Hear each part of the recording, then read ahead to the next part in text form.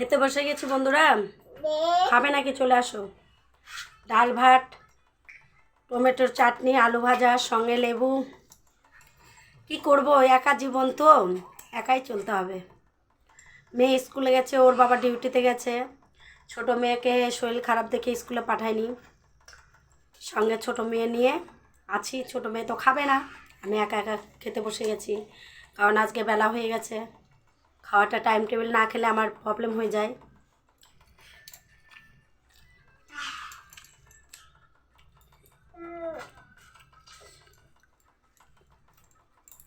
জীবনটা সত্যি অনেক কিছু মনে পড়ে, জানো, কি করবো, কিচ্ছু করার নেই।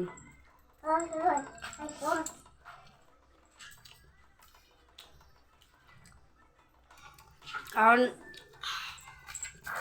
যখন ভালো হব, ভালো থাকবো, সবার সঙ্গে থাকবে।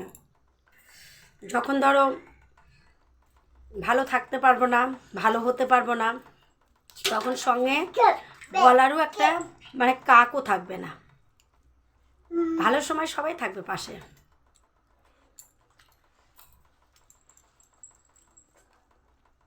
আছি কিংবা আছি, কি বলবো, অনেক কিছু মনে পড়ে, কিন্তু করার কিছু নেই। থাকতেই হবে, খেতেই হবে, চলতেই হবে।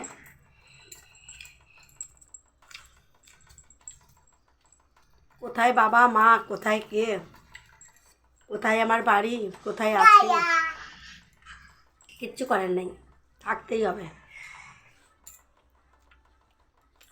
দেখো, কাঁসার থালাতে করে ভাত খেতে বসে গেছি, ওর বাবার থালাটা। কারণ আমার কাঁসার থালাতে খেতে খুব ভালো লাগে। আর অনেকগুলো ভাত নিয়েছি। তোমরা কমেন্ট করে বলবে যে কতটি ভাত খাই আমি, বুঝলে, কয় কিলো চালের ভাত খেতে পারি, কমেন্টে অবশ্যই জানাবে।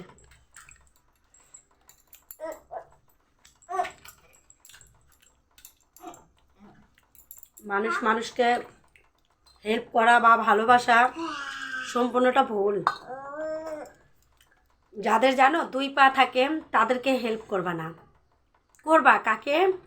যার ধরো একটা চোখ নেই, পা নেই, হাত নেই, চলতে পারে না, তাদেরকে করবা।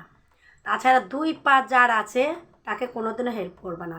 চার পাওয়ালা করবা, তবু জীবনে একটা শান্তি মিলবে, কিন্তু দুই পাওয়ালার কোনোদিনও শান্তি মিলবে না।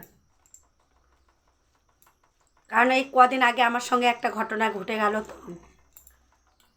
তাই দেখলাম যে মানুষকে মানুষ হেল্প করা মানে অন্যায় ছাড়া এটা কিছুই না, নিজের জীবনে আরও কষ্ট টেনে আনা। বন্ধুরা ভালো থেকো, টাটা, বাই বাই।